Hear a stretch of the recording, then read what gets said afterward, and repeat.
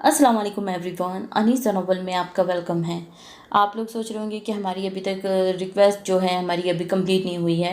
तो मैंने आपको पहले भी बताई हूँ कि नोवेल में रिक्वेस्ट आपकी जो भी होती है मैं वो लाइन लाइन से कंप्लीट करने की कोशिश करते रहती हूँ कि जो पहले है रिक्वेस्ट आई है उसको मैं पढ़ूँगी। और अगर नॉवल अगर पढ़ने जैसा भी रहता है तो वो भी देखना पड़ता है कि वो नॉवल अब कैसा है पढ़ने के लिए। तो मैं आपको बता देती हूँ। जो कैदे इश्क है उसका सीज़न 2 जो मेरा अभी पढ़ना बाकी है। वो नॉवल अभी कंप्लीट नहीं हुआ है।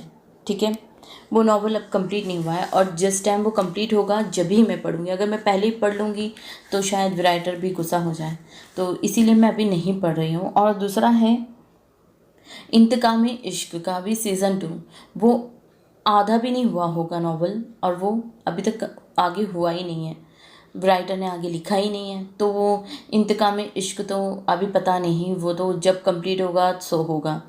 और कैद इश्क तो अभी अभी कंप्लीट नहीं हुआ है, इसीलिए मैं नहीं पढ़ रही हूँ अभी। वो कंप्लीट होने के बाद मैं वो ज़रूर पढ़ूँगी। ठीक है। और जिन लोगों ने चैनल को सब्सक्राइब नहीं किया है तो प्लीज़ पहले चैनल सब्सक्राइब कीजिएगा, लाइक भी कीजिए और अपनी फैमिली और फ्रेंड्स में शेयर भी कीजिए। कमेंट्स करके बताइए आप लोगों को नॉवल कैसे लग रहे हैं सारे, आपको कौन सा कैरेक्टर अच्छा लग रहा है, क्या है, आप अपनी राय दीजिए। और जो मुझे अपनी जो राय देते हैं, कमेंट्स करते हैं, इतना प्यार देते हैं, उसके लिए बहुत बहुत बहुत शुक्रिया आप सबका। बस इसी तरह मेरा साथ दीजिए बस, और कुछ नहीं। सो अब करते हैं नावल की तरफ रुख। ये नावल जो मैं पढ़ने जा रही हूँ उस नावल की मुझे रिक्वेस्ट की थी हमारी प्यारी सी स्वीट सी लिसनर ने, इरम अख्तर ने। आई होप आप सबको नावल पसंद आएगा। नावल कितनी लॉन्ग है नहीं पता, लेकिन मुझे लगता है ज़्यादा लॉन्ग नहीं है नावल। ठीक है, और नावल स्टार्ट करते हैं अब। नावल नेम है मगरूर मोहब्बत बाय अनाबिया शाह, एपिसोड 1। वो दोनों भाई इस वक्त अपने घर दुर्रानी मेंशन के लॉन्ज में बैठे हुए थे और गाजियान दुर्रानी की ग्रीन आंखें इस वक्त खून छलकाने की दर पर थी और उसका भाई दाऊद बस अपने भाई के फैसले का इंतज़ार था, वरना जो हरकत एसपी खावर मुल्क ने की थी वो नाकाबिले फरामोश थी। गाजियान दुर्रानी ने सर्द सांस खारिज की और अपनी ग्रीन आंखों से दाऊद दुर्रानी की तरफ देखा था। बोल रहे हो? वो एसपी भाई वो बोल रहा है, अयान को इतनी आसानी से नहीं छोड़ूंगा। किस वजह से? अयान ने इसको गिरफ्तार किया है। गाजियान दुर्रानी ने अपने भारी आवाज़ में इस्तफसार किया। दाऊद की गिल्टी उभर कर मद्दुम हुई। अयान को ड्रग सप्लाई के झूठे केस में फंसाए हैं। एक बार अयान ने एक वीडियो बना ली थी और वो रिश्वत ले रहा था, इस वजह से वो 1 माह के लिए सस्पेंड हो गया था, जिसका वो इससे ऐसे बदला ले रहा था। इसने एक ही सांस में बोल दिया, वरना इस ग्रीन मॉन्स्टर का क्या पता था इस मासूम के साथ क्या करता। एसपी से बात की तुमने? गाजियान ने अपनी सर्द आवाज़ में पूछा भी। जी भाई, की थी और मामला समझाने की कोशिश की, लेकिन वो माना नहीं। मामला सुलझाने की कोशिश भी की लेकिन वो माना नहीं। कौन कौन है इसके घर में? गाजियान ने पूछा तो दाऊद को कुछ समझ नहीं आया, क्योंकि इनका एक उसूल था, मसला कितना भी बड़ा हो उस शख्स की फैमिली को इन्वॉल्व नहीं करते थे, भाई फैमिली। लेकिन गाजियान ने इसकी बात काटते हुए कहा, जितना पूछा है उतना बताओ। दाऊद ने भी रट्टू तोते की तरह बोलना शुरू किया कर दिया। उसकी फैमिली में उसकी बीवी और 2 बेटियां हैं। एक बेटी 19 साल की है और दूसरी 12 साल की है। बड़ी बेटी का नाम हानिया है और छोटी बेटी का नाम अनोशे है। बड़ी बेटी कॉलेज जाती है, बीकॉम के फर्स्ट ईयर में है, और छोटी बेटी स्कूल जाती है जो अभी 7th क्लास में है। वाइफ हाउस वाइफ है। बस यही फैमिली है। दाऊद ने बोलकर लंबी सांस ली।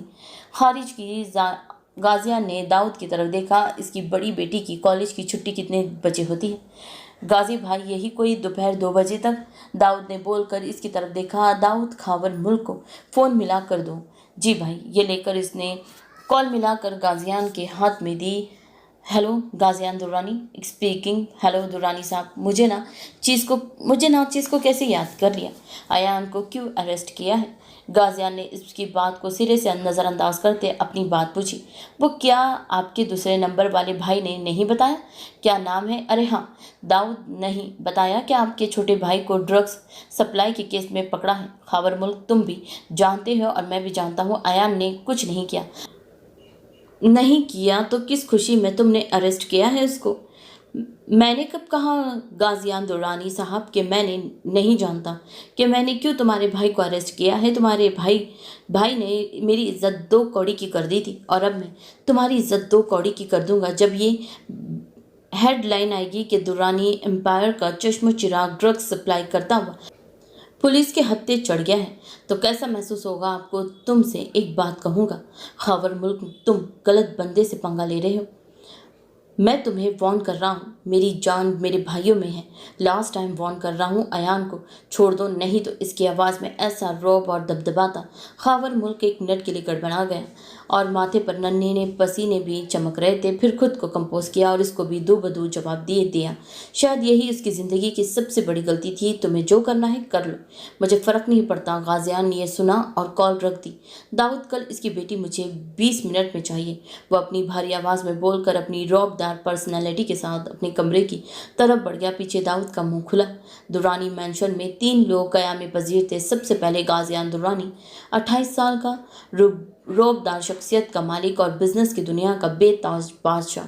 इसकी शख्सियत बहुत पुरस्रार थी। इसके बाद दाऊद दुरानी, जो निहायत शरीफ और सुलझी हुई तबीयत का मालिक, जो अभी 26 साल का है और पेशे के हिसाब से एक डॉक्टर है। इसके बाद अयान दुरानी, जो 24 साल का है, एकदम शरारती और यूनिक के लास्ट ईयर का स्टूडेंट और अपने दोनों भाइयों की जान, लेकिन गाजियान के सामने एकदम तीर की तरह सीधा, क्योंकि वो जो सज़ा देता है इससे तो शैतान भी पनाह मांगता है, सामने चाहे फिर कोई भी हो। इसकी डिक्शनरी में सॉरी का वर्ड नहीं है। जो इसकी ब्लैक लिस्ट में आ जाता है उसके लिए बहुत बुरा साबित होता है, और यही चीज़ खावर मुल्क ने की थी जो इसके लिए निहायत बुरा साबित होने वाला था। अनु, ये मेरा हेयर क्लिप है, दो मुझे। हानिया उसे कब से अपना हेयर क्लिप लेने की जद्दोजहद कर रही थी, क्योंकि हानिया की तो जान बसती थी इन क्लिप्स में। नो हाना मापी, ये मैं आपको बिल्कुल नहीं दूंगी, बोलकर कमरे से भागकर किचन में आई और हानिया भी उसके पीछे आई। मम्मा, इसको अन्नू की बच्चे से कहे मेरा क्लिप दे। ये नहीं दे रही, इसने किसी छोटे बच्चे की तरह मुंह बसोर कर कहा। मिसेस खावर ने अपनी छोटी बेटी को घूरा। क्यों मेरी मासूम सी हानम के साथ ऐसी गुंडागर्दी कर रही हो। दो इसे वापस अब हानम मैडम भी फुल रोने की तैयारी कर चुकी थी। मिसेस खावर ने जब अपनी बड़ी बेटी की तरफ देखा, साफ दूधिया रंगत में सुर्खपन हो रहा था, शायद भागने की वजह से। झील जैसी आंखें जो आंसुओं से लबालब हो रही थी, छोटी सी नाक और अनाबी होठ जो अब बाहर निकल रहे थे रोने के लिए। मम्मा, मेरा क्लिप दिलवाए इस छोटी फितनी से, ये हमेशा ऐसी ही करती है। वैसे ही थी, नाजुक सी, मासूम सी और छोटी छोटी बातों पर रो देने वाली। जब अनु ने आपी को रोते देखा तो भाग कर इनके पास आई। अरे मेरी प्यारी आपी, ये ले, मैं तो मजाक कर रही थी। मुझे पता है मेरी आपी की इन क्लिप्स में जान होती है, मैं तो मजाक कर रही थी, आप सीरियस हो गई। अनु ने इसको क्लिप दिया तो मुंह बसोर कर ले लिया। अच्छा सॉरी ना, आइंदा नहीं करूँगी। वैसे आपको पता है आप बिल्कुल लाल हो रही हैं, जैसे बंदर के गाल लाल होते हैं ना, सेम वैसे ही। और वो बोलकर अपने कमरे की तरफ भागी और हानम भी इसके पीछे जाने लगी। तो मिसेस खावर ने इसको रोका। हानम, तुम्हारे बाबा के आने का टाइम हो रहा है, लाउंज की सफाई करो और तुम दोनों इनके सामने मत आना बेटा, उन्होंने कहा है। तो हानिया की आंखों में नमी जमा होने लगी तो पल के झपक कर अपने कमरे की तरफ चली गई और वहाँ रुबीना बेगम भी अपने आंसू पीकर बाकी का किचन का काम करने लगी। ये एक छोटा सा घर था, बाहर बरामदा, अंदर लाउंज, फिर एक कमरा मिसेस खावर और खावर मुल्क का, और दूसरा कमरा हानिया, जिसको सब प्यार से हानम बोलते थे, और अनुशे का, जो सबकी अनु है। खावर मुल्क अपनी दोनों बेटियों को बिल्कुल पसंद नहीं करते थे, पता नहीं क्यों, मगर वो बिला वजह ही इनसे खार खाते थे। ना इनको बाहर जाने देते थे, ना ही कहीं घूमने फिरने।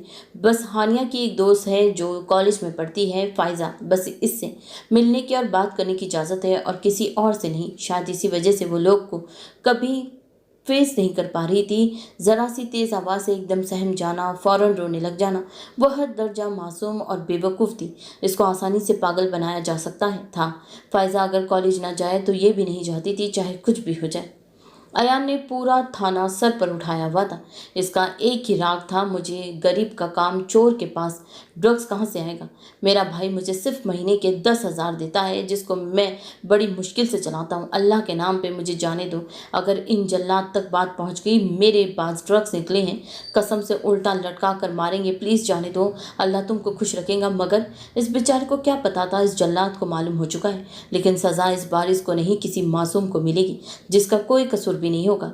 अभी 10 मिनट हुए थे इसको चुप हुए, फिर इसको दोबारा एहसास हुआ अगर वाकई इस जल्लाद को पता चल गया तो मैं गया। अब की बार वो बाकायदा हाथ जोड़ रहा था। अल्लाह का वास्ता जाने दो मुझे, मैं बाहर जाकर तुमको 10-10 रुपए दूंगा, प्लीज़ जाने दो। 3 घंटे हो गए हैं, मेरा भाई मुझे नहीं छोड़ेगा, कच्चा चबा जाएगा। अब वहाँ के कांस्टेबल की बस हुई थी। वो उठकर एक ही डंडा सलाखों पर मारता हुआ और तीर की तरह इंसान बन के पीछे खामोशी से बैठ गया था। लेकिन कब तक? 15 मिनट ही हुए थे। पास खड़े कांस्टेबल को उंगली के इशारे से पास बुलाया। यार देख, तू भी इंसान है, मैं भी इंसान हूँ, खुदा के लिए मुझे कुछ खाने को ही दिला दे। मेरे को शुगर है, जो मुंह में आया बोल दिया। मेरे को खाना नहीं मिलेगा, मैं बेहोश हो जाऊंगा। और देखो, अगर मैं बेहोश हुआ, ये मुझे कुछ भी हुआ, सारा इल्ज़ाम तुम सबके सर आएगा। एक मासूम इंसान को मार दिया, इसीलिए खाना ला दो। इसे बात इस तरह से की थी कि कांस्टेबल फौरन गया और अपने बड़े साहब से बात करके खाने को ले आया। और अब साहब मज़े से बैठकर बिरयानी से इंसाफ कर रहे थे, लेकिन एक डर था जो कुंडली मार कर बैठा हुआ था कि गाजी भाई को पता चल गया तो वो जान ले लेगा। दाऊद दुर्रानी मैंशन से छुप छुपा कर अकेला अयान से मिलने पुलिस स्टेशन जा रहा था। रास्ते में ही उसकी गाड़ी का टायर फट गया था और इसको टायर चेंज करना नहीं आता था। ओ शिट, अब इसको क्या मुसीबत पड़ी है। वो काफ़ी बदमज़ा हुआ था। काश घर से किसी गार्ड को ही लेकर साथा था और कुछ पैसे देकर इसका मुंह बंद करवा देता। लेकिन सारे डैश हैं, कोई ना कोई ग्रीन मॉन्स्टर को पता ही देगा। मैं अयान से मिलने गया और गाड़ी से बाहर निकला, और अगर इन्हें वाकई पता चल गया तो मैं गया काम से। अभी वो खुद से ही बातें कर रहा था कि पास एक हैवी बाइक आकर रुकी। कोई मदद चाहिए?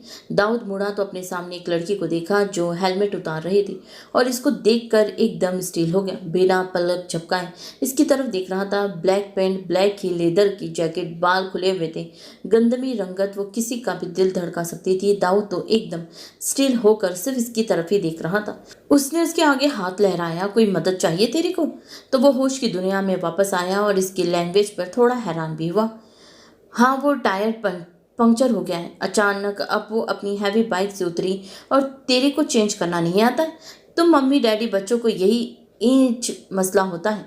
बता कहाँ है टायर? दाऊद तो इतनी खूबसूरत लड़की के इस तरह के लैंग्वेज से गश खाने के दर पर था। इसको एक दफ़ा फिर खोता देख अब कि इसको तब चढ़ी। ए शानी, क्या देख रहा है? मदद चाहिए कि मैं जाए? अब वो इसके इस तर्ज मुखातिब पर हिल कर रह गया जिस लड़की पर पहली बार दिल आया इसके लैंग्वेज। वल्ला, आपको टायर चेंज करना आता है? क्यों, लड़की है तो एक टायर चेंज नहीं कर सकती? तेरे को करवाने का है तो बोल, वरना काम कर। मैं चली। नहीं आता है तो कर दे। मेरा वो मतलब नहीं था। वह ऐसी जगह पर था, ना बंदा था ना बंदे के साथ। अगर घर से भी किसी को बुलाता तो गाजियान को पता चल जाता, जो वो अफोर्ड नहीं कर सकता था। तो इसी को यही गंदी लैंग्वेज वाली लड़की समझ आई। इसे 20 मिनट में टायर चेंज कर दिया। दाऊद तो इसको इतनी महारत से चेंज करते देख हैरान हो रहा था। एक लड़की वो भी इतनी आसानी से कर गई। इसको ढेरों शर्म आई। एक्चुअली यहाँ 2 बार लिखा हुआ है। अब वो चेंज करके मुड़ी। ले, हो गया, बोलकर हाथ झाड़े। Thank you so much for your help. अरे शानी, मेरी कोई अंग्रेजी नहीं आती है, तू उर्दू में बोल। क्या बोल रहा है? इसे हाथ झला कर कहा। दाऊद ने एकदम गड़बड़ा कर देखा। मतलब थैंक यू तक का मतलब नहीं पता? जी आपका बहुत शुक्रिया, आपने मेरी मदद की, वरना ऐसे कौन किसकी मदद करता है। वैसे आपका क्या नाम है? अपन तेरे को क्यों नाम बताए अपना? इसे नाक चढ़ा कर कहा। नहीं, वो बस मैं ऐसे ही पूछ लिया। वो थोड़ा शर्मिंदा होकर बोला। रोहा कहते हैं अपन को। चल, मैं चलती है, ख्याल रख अपना तू। अच्छा लगा, अपन को जिंदगी रही तो तेरे से फिर मुलाकात होगी। वो जाती जाती फिर मुड़ी। ए शानी, तेरा क्या नाम है? मुझे दाऊद दुर्रानी कहते हैं। कभी आपको मेरी ज़रूरत पड़े तो ज़रूर याद करना।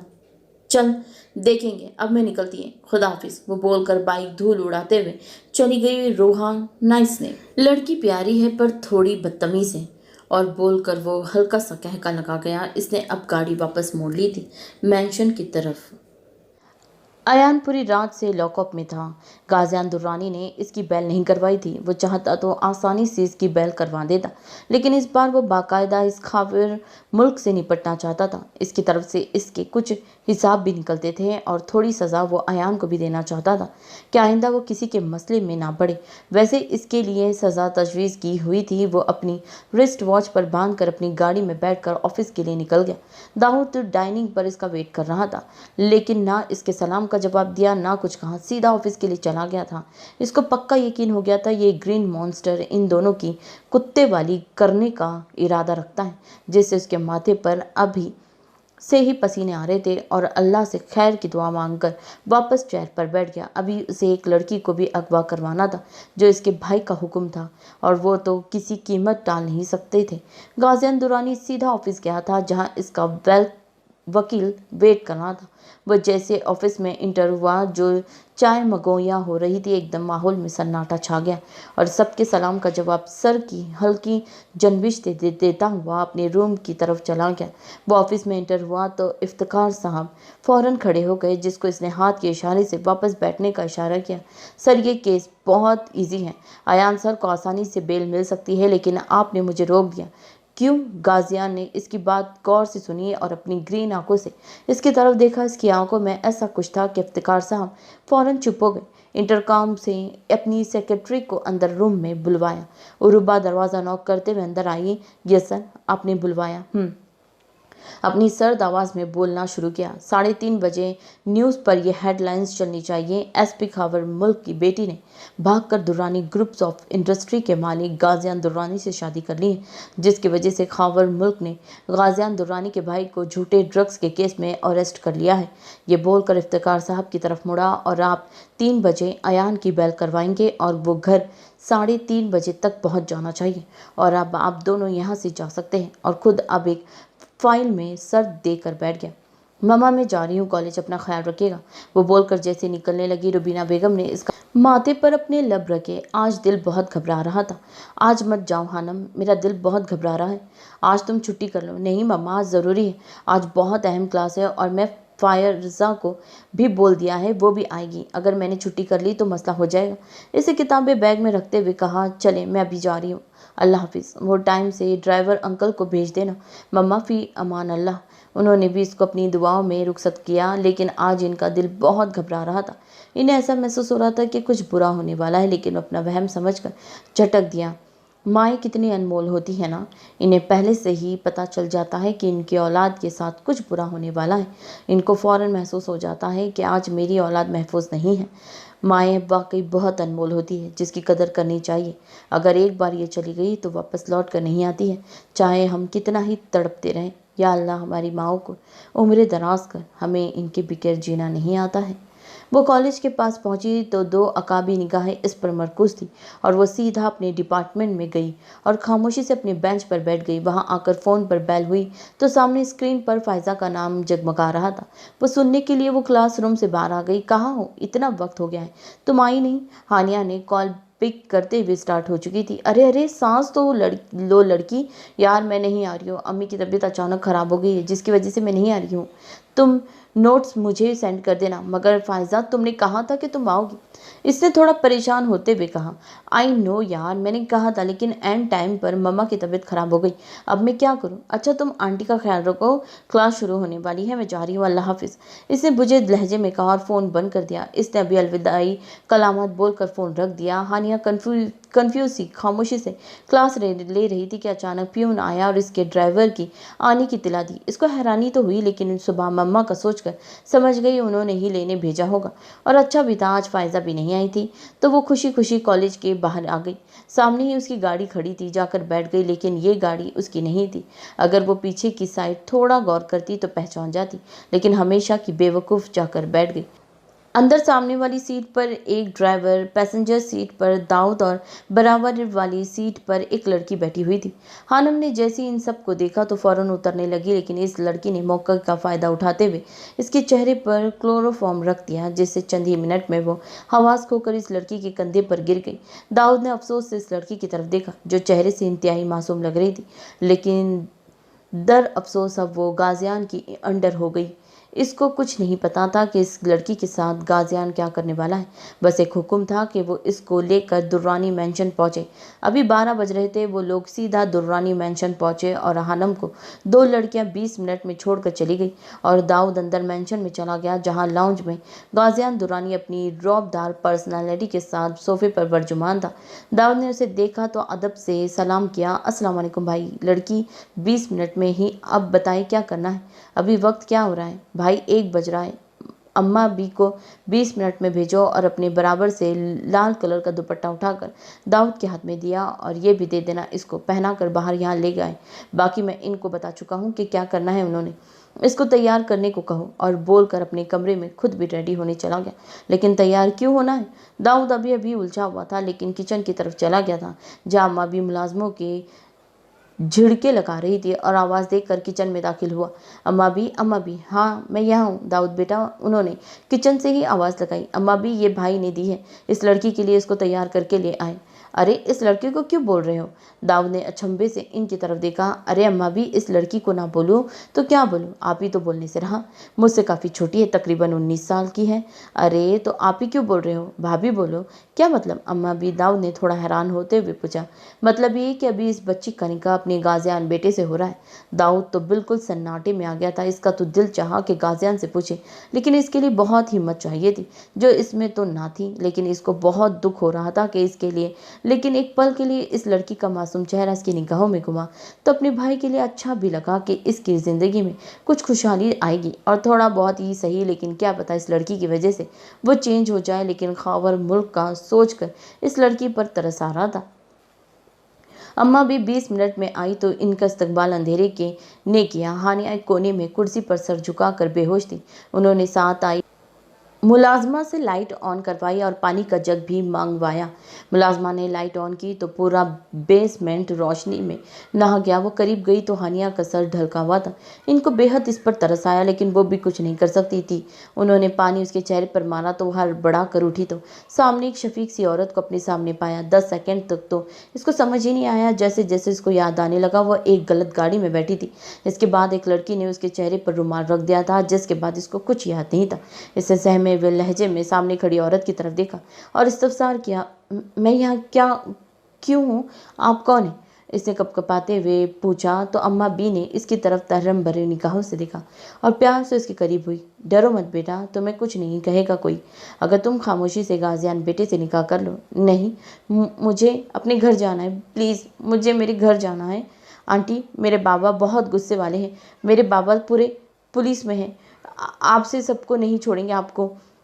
अगर मैं टाइम से घर नहीं गई तो पीछे गाजियान दुर्रानी 20 मिनट में ही आ रहा था। इसकी बात सुनकर इसकी तेवरी चढ़ी और लंबे लंबे ढक भरता हुआ इसके पास आया और एक सन्नाटेदार थप्पड़ रसीद किया, जिसकी वजह से कुर्सी समेत नीचे गिरी थी। गाजियान दुर्रानी बेसमेंट की तरफ आ रहा था। इस लड़की को देखा भी नहीं था जिससे निकाह होने वाला था, तो सोचा इस लड़की से एक मुलाकात हो जाए। लेकिन इसके अंदर आने से वाली बात पर इसकी तेवरी चढ़ी और लंबे लंबे ढक भरता हुआ इसके करीब पहुंचा और एक जन्नाटेदार थप्पड़ रसीद किया, जिसकी वजह से वो कुर्सी समेत ज़मीन बोस हुई थी और इसके गिरने की वजह से सर में बहुत तेज़ लग गई थी और तेज थप्पड़ की वजह से पूरा जबड़ा हिल कर गया था और वो इसके करीब दो नवाज बैठा। हानिया भी जल्दी से कुर्सी से उतरी और अपने कपड़े दुरुस्त किया, मगर हाथ हुनूस गाल पर था। अब गाजियान दुर्रानी ने इसका जबड़ा अपनी हानि गिरफ्त में लिया।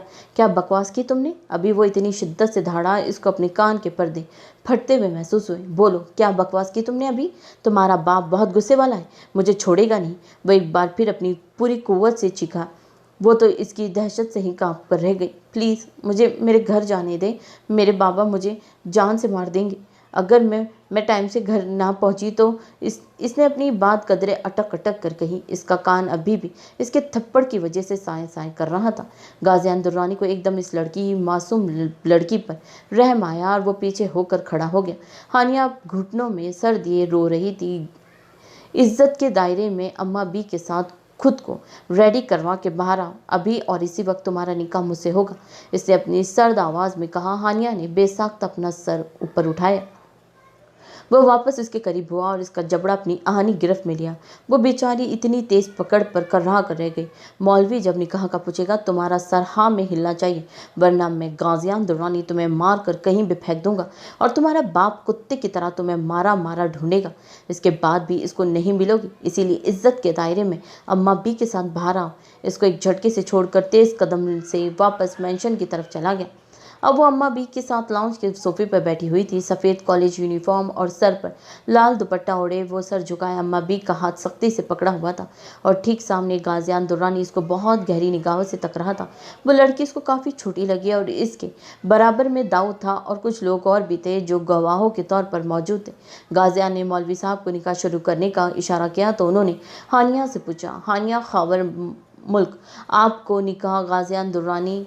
एक्चुअली ये खावर मालिक लिखा हुआ है, पहले खावर मुल्क था, अब मालिक लिखा हुआ है। ओह, हानिया खावर मालिक, आपका निकाह गाजियान दुर्रानी वालिद रहमान दुर्रानी से किया जाता है, क्या आपका कबूल है? इससे कोई जवाब नहीं दिया और दाऊद को इस वक्त आयान पर बेहद गुस्सा आ रहा था। ना वो खावर मालिक से पंगा लेता, ना इसको अरेस्ट करते, ना ये मासूम गाजियान दुर्रानी के हत्थे चढ़ती। मौलवी साहब ने निकाह के कलामात दोबारा दोहराए तो अम्मा बी की तरफ गाजियान ने सख्त निगाहों से देखा तो उन्होंने इसका कंधा हिलाया तो इसने ही कपकपाती आवाज़ में 3 बार कबूल है बोल दिया और अपनी सारी ज़िंदगी इस शख्स के नाम कर दी जिससे मिलते ही इसको एक थप्पड़ नसीब हुआ था। और इस शख्स से अगर इसके नज़दीक कोई रिश्ता था तो वो था खौफ का। गाजियान दुर्रानी उठकर हानिया के बराबर में बैठा और इसका घूंघट उठाया, चेहरे पर पूरे आंसुओं से तरता। अब फोटोग्राफर को पिक्चर क्लिक करने का कहा। इसने भी 4-5 पिक्चर्स क्लिक किए और गाजियान दुर्रानी ने हाथ के इशारे से इसे रोक दिया और वहाँ से सब कुछ चलता किया और अम्मा बी को इसको रूम में ले जाने का इशारा किया। और ये पिक्चर इसने न्यूज़ चैनल वालों को भेज दी थी जो 3:30 बजे टीवी पर चलनी थी। अयान कदरे झुंझलाया हुआ था। इसको अब गाजियान दुर्रानी से शिद्दत खौफ महसूस हो रहा था। पूरी रात होने को आई थी और इसकी तरफ से कोई रिस्पांस नहीं था। इसने दाऊद से भी बात करने की कोशिश की लेकिन इसने इसकी बात सुनते ही कॉल काट दी थी। अब वह बिल्कुल पागलों की तरह पूरे जेल में घूम रहा था। अंदर बैठे हुए शख्स भी खासे बेजार हो चुके थे। अब तो ये शिद्दत से गाजियान दुर्रानी का वेट कर रहा था। इतने में एक कांस्टेबल आया। ए आ जाओ, तुम्हारी बेल हो गई है। वो भी अपनी ब्लैक जैकेट उठाकर जेल से भागा बाहर आया तो इफ्तिकार साहब सामने ही खड़े हुए थे और वो भागते हुए इनके गले लगा। इफ्तिकार साहब, अल्लाह आपको बहुत खुश रखे, अल्लाह आपको 3 छोटी छोटी बीवियाँ और एक बच्चा दे, आमीन। इफ्तिकार साहब हैरत से उसकी दुआ सुन रहे थे मगर इसको भी अपनी दुआ थोड़ी ख़राब लगी। अरे अरे, गलत बोल दिया जज्बात में आकर। अल्लाह आपको 1 बीवी और 3 बच्चे दे, आमीन। उन्होंने भी इसकी अब सही दुआ पर अपना सर हिलाया मगर अगले ही पल दोबारा इफ्तिकार साहब ने टोका। अरे, मैं शादीशुदा हूँ, 2 बच्चों का बाप हूँ। इफ्तिकार साहब बोले तो उसने अपने आंखें घुमाई। अरे भाई, मेरी सारी दुआएं वापस दे दे और घर चले, ग्रीन मॉन्स्टर से भी जूते खाने हैं। वो बोलकर बाहर की तरफ निकला। वो अभी पुलिस ऑफिसर से हाथ मिलाकर निकला। खावर मालिक भी अभी तक पुलिस स्टेशन नहीं आया था। अनु बेटे, चेक करो, आप ही आई तुम्हारी? क्या टाइम हो गया है? अम्मी 10 बार देख चुकी हूँ, आप ही अभी तक नहीं आई है। अनुषे ने भी थोड़ा घबरा कर कहा क्योंकि हानिया 1 या 2 बजे तक आ जाती थी लेकिन अभी 4 बजे का टाइम हो गया था। इतने में खावर मुल्क की गाड़ी का हॉर्न हुआ तो इन दोनों ने घबरा कर एक दूसरे की तरफ देखा।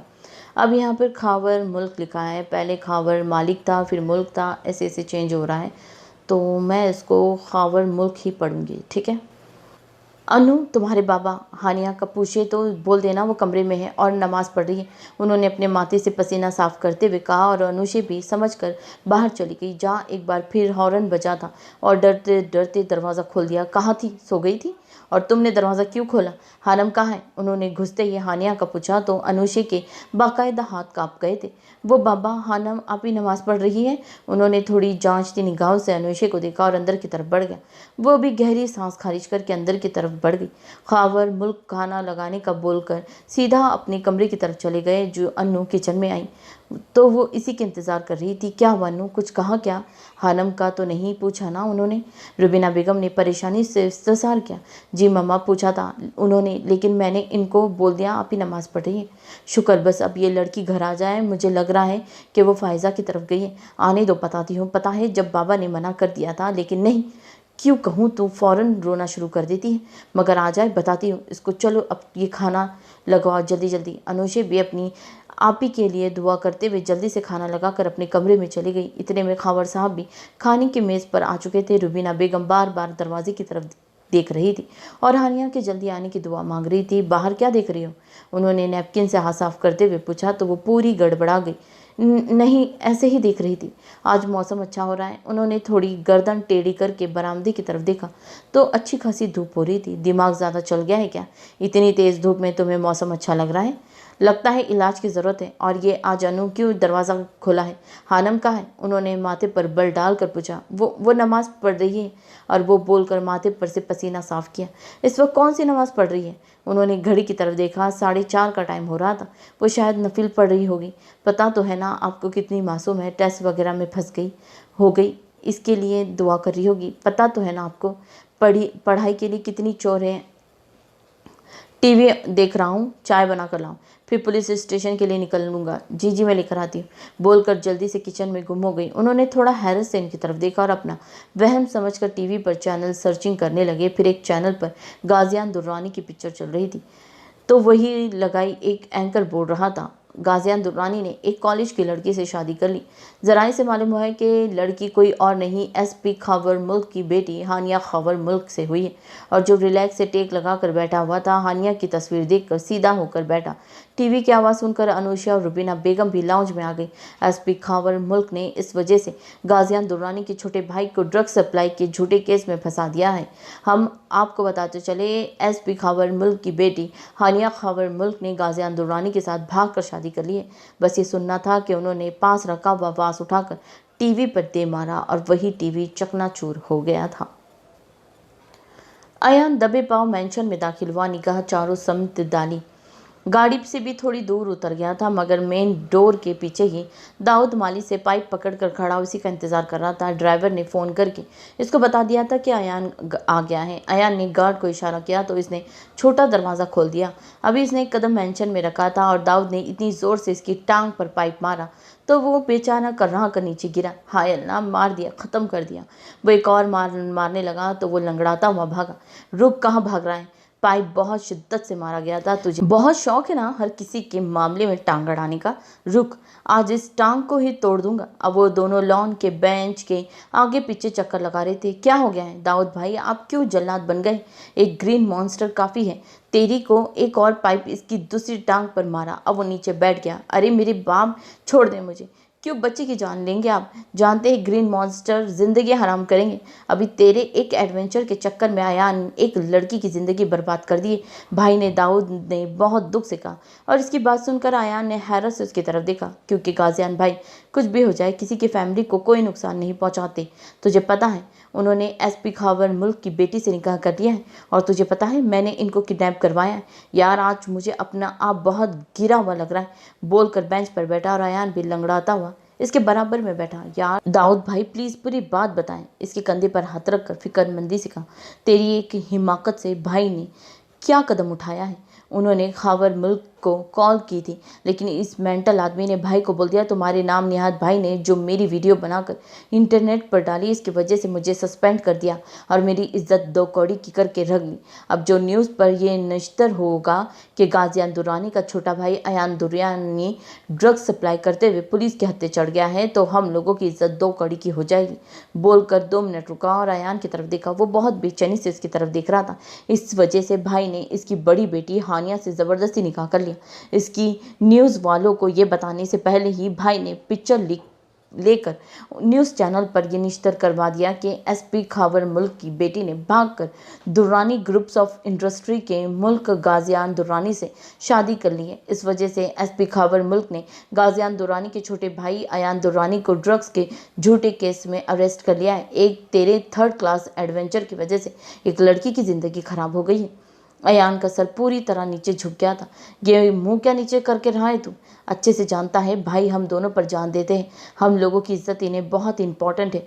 मैंने तुझे ये पहले भी समझाया था मत कर ये सब, लेकिन नहीं, तुझे हमेशा यही सब करना होता है। भाड़ में जाए तू। अब तुझे अंदाज़ा है इस लड़की का क्या एज है? अयान ने अपना सर उठाकर दाऊद की तरफ देखा। 19 साल की है और वो 3rd ईयर की 1st ईयर में है।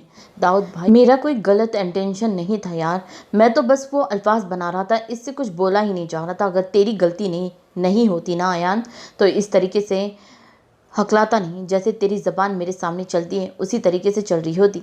इसे ये बात बहुत गुस्से से कही। दाऊद को गुस्सा नहीं आता था, लेकिन जब आता था तो इस पर बुरा किसी को नहीं आता था।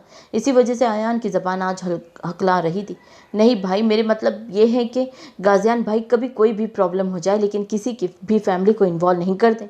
हो सकता है वो इनको पहले से ही जानते हो, क्या पता पसंद करते हो या मोहब्बत। दाऊद ने अपना रुख इसकी तरफ से मोड़ लिया था। इसकी बात सुनकर अचंभे से इसकी तरफ देखा। यह हकीकत थी, गाजियान चाहे कुछ भी हो जाए मगर किसी की फैमिली को बिल्कुल इन्वॉल्व नहीं करता था, खासकर किसी औरत को तो वो बिल्कुल नहीं। आयान ने अपनी सवालिया एब्रू उठाई। दाऊद को इसकी बात में वजन तो लगा, तो इतना कंफर्म कैसे बोल सकता है? और भाई ने उन्हें कहाँ देखा होगा? अरे अभी आप ही तो बोल रहे थे कि वो कॉलेज स्टूडेंट है और भाई अक्सर चीफ गेस्ट के तौर पर कहीं ना कहीं जाते रहते हैं। हो सकता है इनको भी इन्होंने कॉलेज में देखा हो, और अगर ऐसा ना हुआ तो आयान तो फिर क्या होगा? फिर हम अपने भाई को इनसे मोहब्बत करवा देंगे। एक दाऊद भाई, मैं मानता हूँ मेरी वजह से वो फंस गई, लेकिन हो सकता है भाई भी हंसते बोलने वाला लग जाए। कितना अच्छा है ना, उन्होंने हम दोनों के लिए बाप और माँ दोनों बनकर पाला है। छोटी सी उम्र में वो एक प्रैक्टिकल लाइफ में आ गए थे। आप नहीं चाहते इनकी ज़िंदगी में कोई ऐसी लड़की आए जो इनको हंसना बोलना सिखा दे? यार आयान, क्यों नहीं चाहूँगा मैं ऐसा, लेकिन यार तू खुद सोच, हम जो सोच रहे हैं ऐसा ना हो। भाई इसको जानते भी ना हो, बस गुस्से में आकर निकाह कर लिया हो। आयान की बात सुनकर दाऊद का गुस्सा कुछ हद तक कम हो गया था। दाऊद ने अपने तौर पर एक समझदारी वाली बात की। अरे ऐसा ना हुआ भी तो हम ये चीज़ मुमकिन कर देंगे। आपने इनको देखा है कैसी है? आयान ने इश्तियाक से पूछा। वो बहुत मासूम है यार, छोटी सी, भाई के बमुश्किल कंधे तक आए, नहीं बल्कि इससे भी नीचे हो। तो क्या हुआ, हम इनको हिल पहना देंगे, इनका कद बड़ा हो जाएगा। कैसा है आइडिया? वैसे भाई वो है कहाँ इस वक्त? शायद भाई के रूम में ही हो। और ग्रीन मॉन्स्टर कहाँ है? वो कहीं बाहर गए हैं शायद, या फिर अंदर ही है और तेरा इंतज़ार कर रहे हो। मेरा कोई क्यों इंतज़ार करेंगे? मैंने कुछ भी नहीं किया है सच्ची। मेरे पास कोई ड्रग्स नहीं था, अल्लाह की कसम। बेटा तेरे पास कुछ उल्टा सीधा निकला ना, जिंदा नहीं छोड़ेंगे हम तुझे। स्टडी पर तवज्जो दो, आई समझ? बोलकर अंदर की तरफ चला गया और वो भी लंगड़ता हुआ अपने कमरे की तरफ छुप गया। टीवी तोड़कर खावर साहब रुबीना बेगम की तरफ मुड़ा, जो अपने कानों पर हाथ रख कर खड़ी थी। हानम कहाँ है? वो बाजू से दरश्की के साथ पकड़ा। बताओ कहाँ है हानम? वो गुस्सा की ज्यादती के साथ धाड़ते बोले कि वो नमाज, तुम बोल रही थी कि वो नमाज पढ़ रही है। कहाँ है वो? इनको छोड़कर वो अनुषे की जानिब मुड़े। क्या पूछा था मैंने, कहाँ है हानम? और रख कर एक थप्पड़ अनुषे को रसीद किया।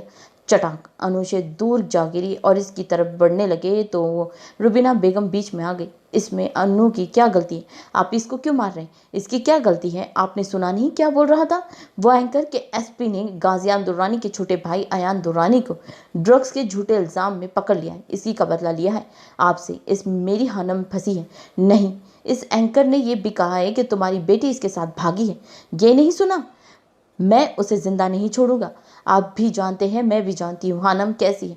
वो बिल्कुल भी ये नहीं कर सकती। खावर साहब, मेरी बेटी पता नहीं किन के हाथ लग गई है। मुझे मेरी बेटी चाहिए, उन्होंने रोते हुए कहा। चटाक, खावर मुल्क ने शिद्दत से रख कर एक थप्पड़ रसीद किया। हानम जरूर आएगी इस घर में, लेकिन जिंदा नहीं, मुर्दा, बोलकर कमरे के अंदर गए। दराज से रिवॉल्वर निकालकर घर से ही निकल गए और वो पीछे अनु को सीने से लगाए अपनी हानम के लिए दुआ गो थी। अम्मा भी हानम के पास आई और गाजियान के बराबर वाले कम रूम में भी थी। वो इंटर हुई तो हानम बेड ग्राउंड के साथ टेक लगाए इस घुटनों में सर रख कर रो रही थी। अम्मा भी के हाथ में खाने की ट्रे थी। रात के 10 बज रहे थे और इसने सुबह से कुछ नहीं खाया था। भूख भी लगी थी, जिसकी वजह से और रोना ना आ रहा था। दाऊद ने ही कहा था कि इन्हें खाने दे आए, वरना गाजियान साहब ने तो पक्का बेचारी को भूखा मारने का प्लान बनाया हुआ था। अम्मा भी दरवाजे के बीच में खड़ी थी, क्योंकि किसी भी घर के काम करने वालों को गाजियान या उसके रिलेटेड किसी भी चीज़ के करीब इसके कमरे तक में जाने की इजाज़त नहीं थी। और ये तो इसकी बीवी थी, किस में हिम्मत होती वो इसके रूम में जाते, चाहे अम्मा भी ही क्यों ना हो। इसके लिए वो दरवाजे पर ही खड़ी हो गई और वहीं से आवाज़ दी, बीबी जी ये खाना खा लें। बेचारी अंदर तक नहीं गई थी, वहीं से बोल रही थी। इससे सर उठाकर इनकी तरफ देखा। आंखें सुर्ख रेड हो रही थी रोने की वजह से। आंखों के पपुटे भी सूज गए थे और वो छोटी सी नाक भी सुर्ख हो रही थी।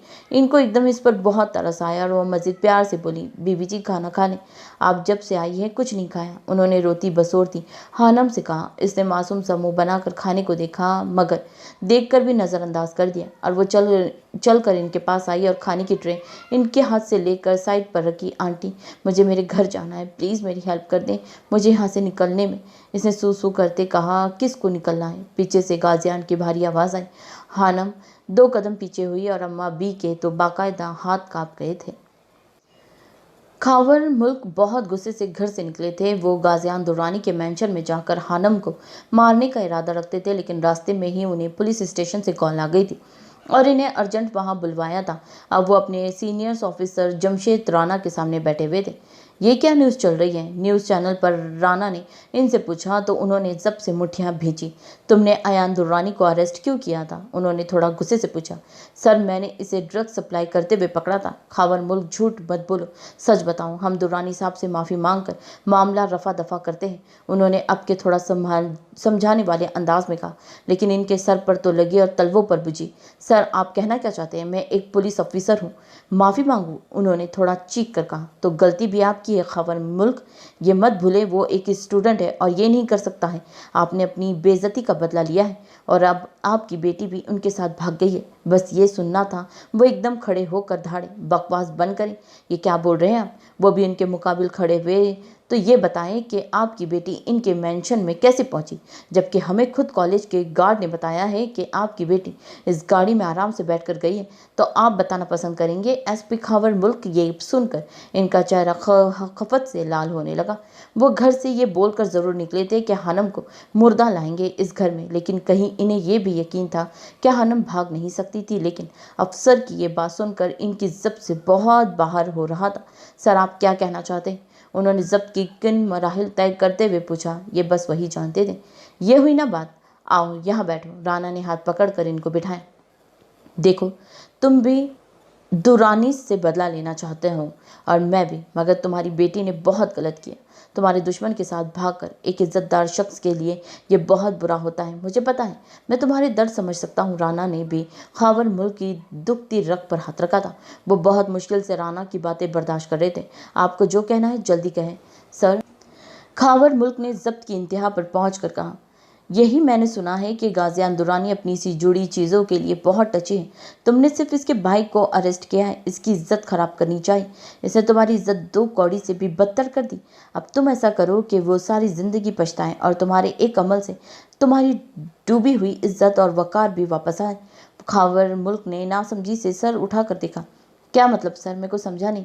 देखो, तुमने बस अपनी बेटी को शूट करना होगा, लेकिन अभी नहीं, थोड़े टाइम बाद, क्योंकि थोड़ा सा इसको साथ रहने दो, फिर कहीं बाहर शूट कर देना। इस तरीके से उसके पास से इसकी बीवी चली जाएगी तो जो वो अपनी फैमिली पर जान देता है खुद खाली हाथ रह जाएगा। और जब दुनिया को ये पता चलेगा कि तुमने खुद अपने हाथों से अपनी बेटी को गोली मारी है और वजह इसके घर से भागने की है, एक तीर से 2 शिकार। कैसा आया आइडिया? इसने दांत तलब आईब्रो उठाई। हानम को मारना ज़रूरी है, उन्होंने बेबसी से कहा। कुछ भी कहा था, वो इनकी बेटी थी। देखो, इसको तुम्हें मारना पड़ेगा। इज्जत वकार सब वापस आ जाएगा। सोचो यार, तुम्हारी इज्जत वकार सब कुछ है। उन्होंने आधी बात छोड़ी।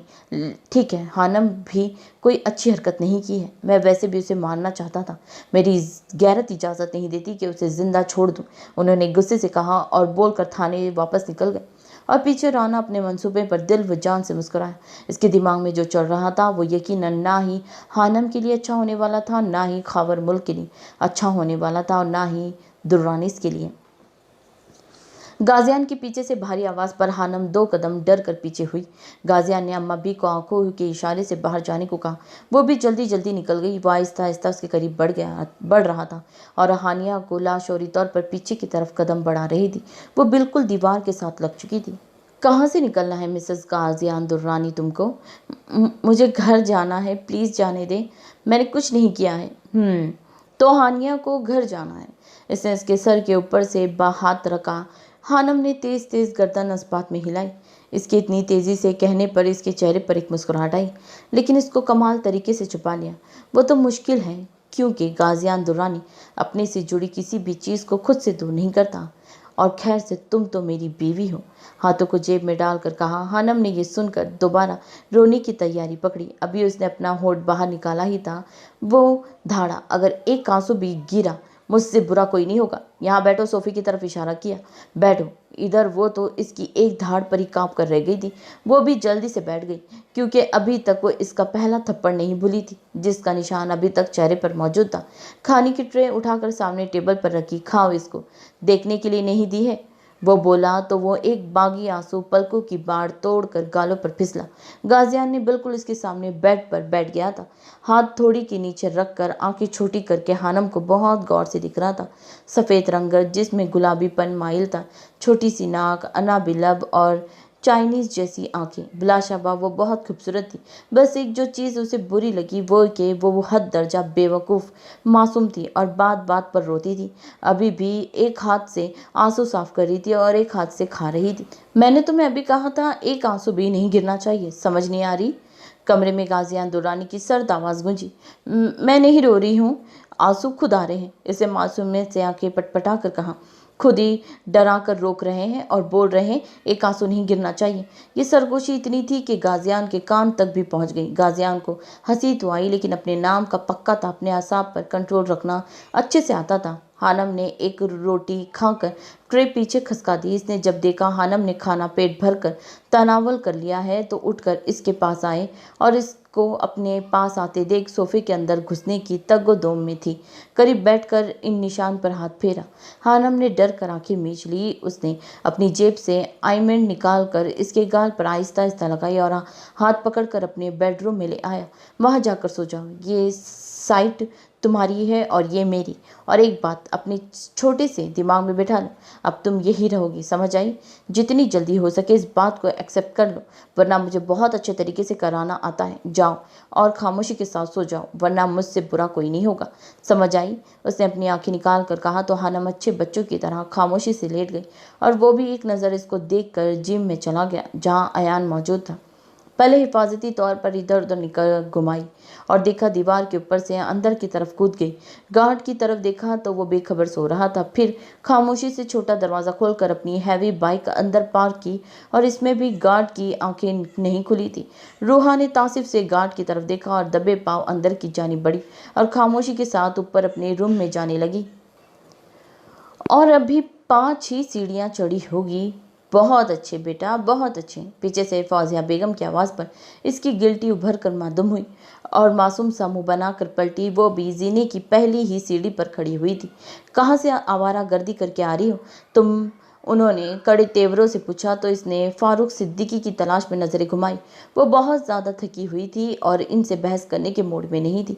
क्या देख रही हो इधर उधर? तुम्हारा बाप गया हुआ है हैदराबाद। ये भी बोल गई, मुंह में जबान नहीं है तुम्हारी? क्या पूछ रही हूँ मैं? वो गुस्से की ज्यादती से चीखी। अरे मातारी, इतना काहे को चीखती है रे तू? थोड़ा आराम से बोला कर, जरा काम से गई थी। रूहा, ये अपनी इस गंदी जबान घर के बाहर इस्तेमाल कर लिया करो। टाइम देखा है क्या हो रहा है? इसे घड़ी की तरफ देखा। रात के 12 बज रहे थे। अबे यार 12 ही तो बज रहे हैं, काहे को इतना गुस्सा लेकर फोकट में गुस्सा कर रही है? सुबह इज बात करेंगे। हिम्मत नहीं हो रही है अभी तेरी बकबक सुनने की, समझा कर यार। इसे कहा तो फौजिया बेगम ने गुस्से से अपनी बेटी की तरफ देखा जो वाकई थकी हुई लग रही थी। सुबह इसका दिमाग ठीक ठीक करने की नीयत से पैर पटक कर अपने कमरे की तरफ चली गई। वो भी गर्दन को नफ़ी में हिलाकर अपने रूम की तरफ चली गई और औंधे मुंह बेड पर गिरी। फिर थोड़ी देर में उसके मोबाइल पर रिंग हुई तो इसने थोड़ी सी आंखें खोलकर मोबाइल देखा तो इसकी बाप की कॉल थी। चेहरे पर जहां अब तक बेजारी थी वहां अब एक खूबसूरत मुस्कुराहट थी। सीधी होकर कॉल पिक करी। सलाम बापू, क्या हाल है? मोबाइल कान के बीच में अड़सते हुए सलाम किया और झुककर जूते की डोरियां खोलने लगी। सलाम तो पूरा कर लिया करो बेटे जी। यार तुमको सलाम तो किया है ना, काहे को भाव खा रहे हो? यकीनन तेरी बीवी ने कानिज भरे होंगे। इसने जूते की डोरियां खोलकर सीधी होकर बैठी। क्यों मेरी मासूम बीवी को सताती हो यार? इनको छोड़ो। तुम ये बताओ कब आ रहे हो? यार सारा घर में ये नहीं दिल लगता। इसे कहा तो इनके चेहरे पर एक मुस्कुराहट आ गई। आ जाऊंगा। तुम ये बताओ ड्यूटी कैसी चल रही है? सब ठीक है सिद्दीकी साहब, बस तुम आ जाओ यार, मुझे कोई भी बचाने वाला नहीं है तुम्हारी इस खूंखार बीवी से। साले बहुत गुस्सा करती है। तो बेटे जी क्यों सता रही हो? थोड़ा जल्दी घर आ जाया करो। हाँ हाँ आ जाया करूँगी, बस अब तुम आ जाओ यार, मज़ा नहीं आता ना साला घर में। हाँ हाँ कल तक आ रहा हूँ। बस ये हुई ना बात। तुम यार जान हो अपन की। गाजियान जिम में इंटर हुआ तो खादम खड़ा हुआ था और अयान पुशअप्स लगा रहा था। 25, 26, 27, 29, 30। नहीं हो रहा है खादम भाई, अभी तो ग्रीन मॉन्स्टर भी नहीं है। जब तक रुक जाता हूँ।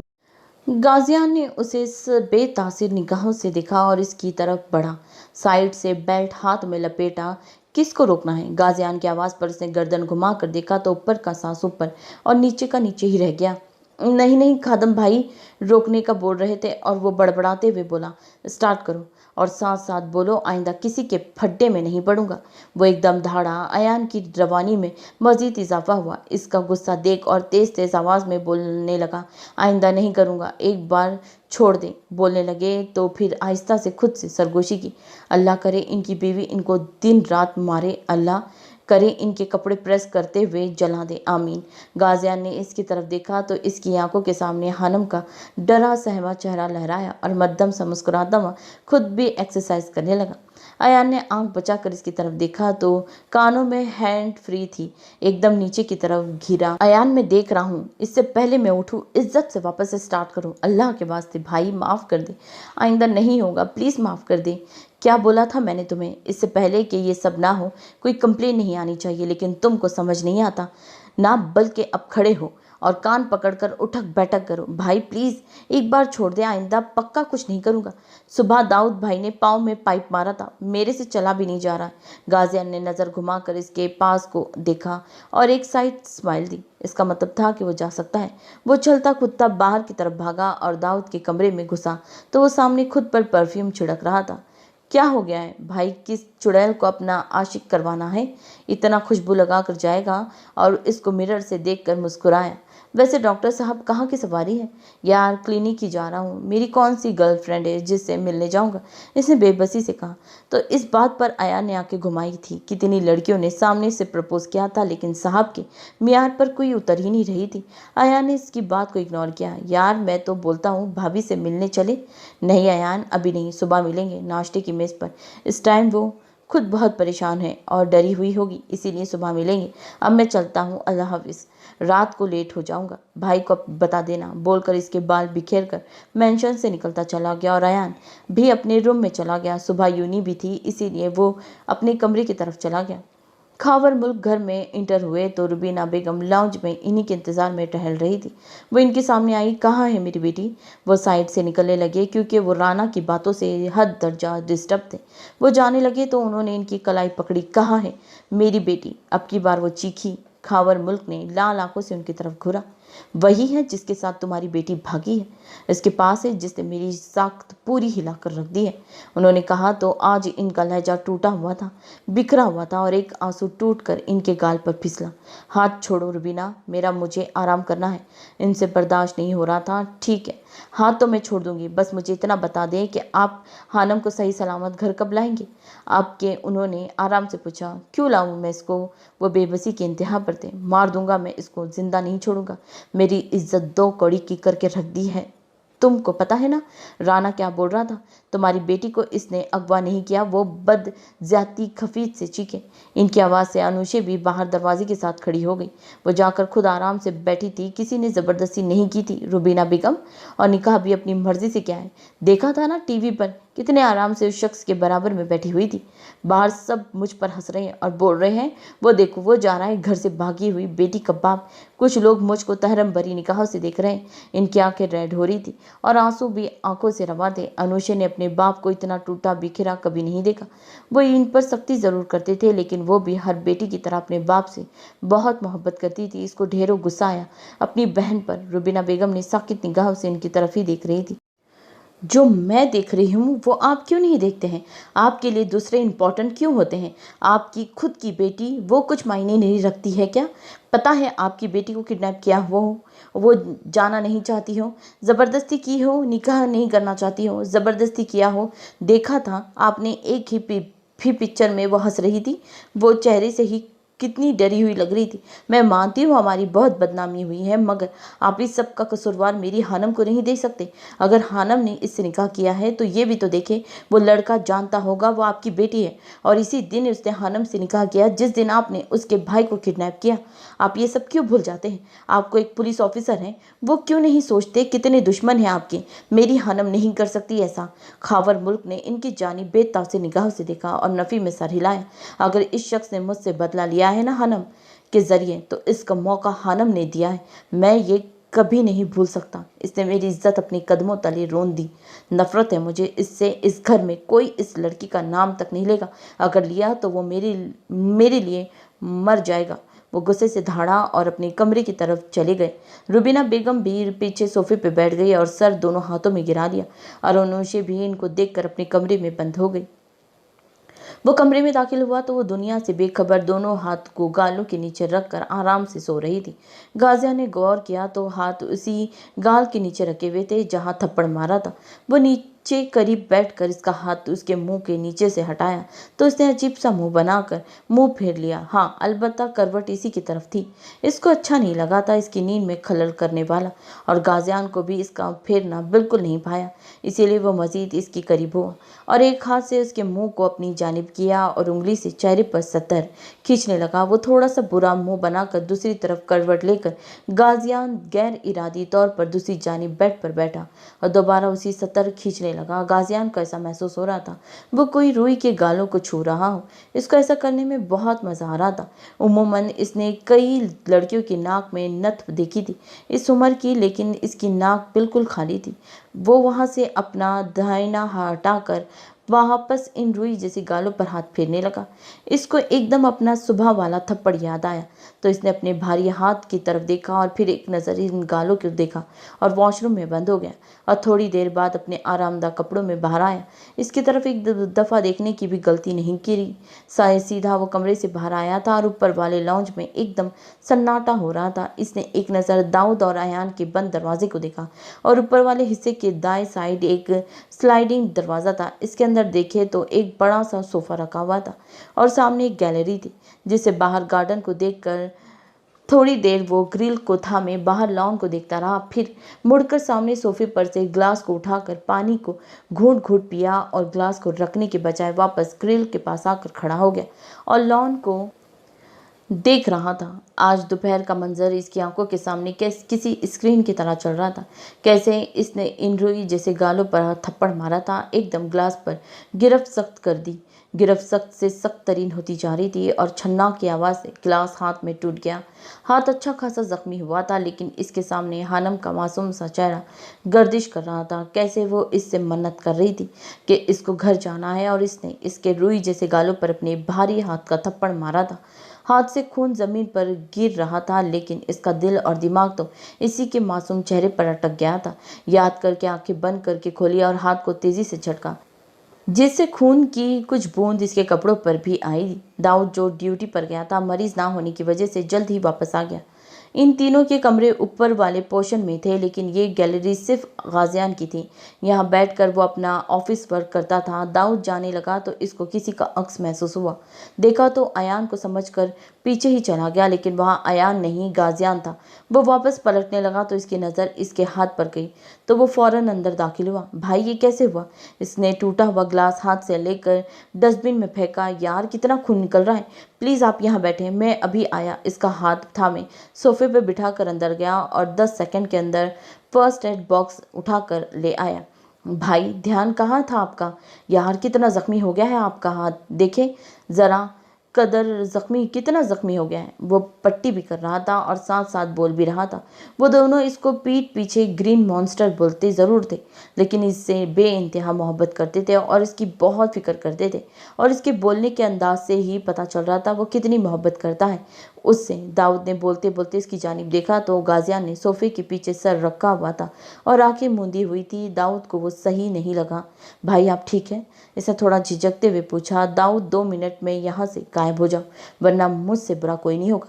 इस वक्त गाजियान की भारी आवाज़ गूंजी तो दाऊद ने इसको तासीफ से देखा। वो दोनों कभी भी दुख में होते थे तो अपना रोना इसके पास आकर ले आते थे, लेकिन ये सब कुछ बर्दाश्त करता, किसी से कुछ नहीं कहता।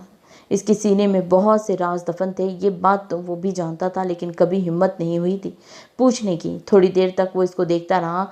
गाजियान जानता था वो क्या जानना चाहता है, लेकिन वो अपना दर्द किसी के आगे बयान नहीं करता था। दाऊद खामोशी से उसके करीब हुआ और माथे पर बूसा दिया। भाई, हमें बहुत अजीज है, कभी खुद को अकेला मत समझिएगा। आपका दाऊद आपके साथ हमेशा रहेगा।